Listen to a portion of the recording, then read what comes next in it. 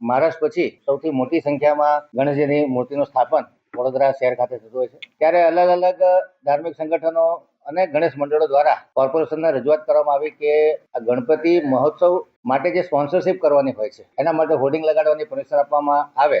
આથી સંકલનમાં લેવાયેલા નિર્ણયના આધારે કોર્પોરેશનની સ્થાયી સમિતિની આગામી બેઠક એમાં એજન્ડામાં આ પ્રપોઝલ લેવામાં આવી છે કે દરેક ગણેશ પંડાલથી 50 મીટરની ત્રિજ્યાની અંદર 5 હોર્ડિંગ લગાડવામાં આવે કોર્પોરેશનની પરમિશન બાદ। સાથે સાથે ઐતિહાસિક ઇમારત, વોટર બોડી, 4 રસ્તા અને સર્કલ પર પણ હોર્ડિંગ લગાડવા નહીં, ફક્ત ધાર્મિક સંગઠનોની લાગણીને માન આપી એ માટે આ દરખાસ્ત સ્થાયી સમિતિમાં ચડાવી અને આગામી સામાન્ય સભામાં પણ ચડાવવામાં આવશે। કશે ને કશે આજે અમારું પરિપત્ર છે એ પરિપત્રની અમારી જે ડિમાન્ડ હતી એ પૂર્ણ થતી દેખાય છે તો 100% અમે ડોક્ટર શીતલ મિસ્ત્રી સાહેબને અમે ખૂબ ખૂબ આભારી રહીશું કે એમને અમારા ગણેશ મંડળની વેદના સમજી અને ખૂબ જ સારો નિર્ણય એ લોકો કરી રહ્યા છે। આપણે સંસ્કારી નગરી વડોદરાના તમામ નાગરિકો છે, યુવાઓ છે અને 100% જો આપણને પરવાનગી મળે છે તો એ પરવાનગીનો આપણે દુરુપયોગ ન કરીએ, આપણે એનો સદુપયોગ કરીએ।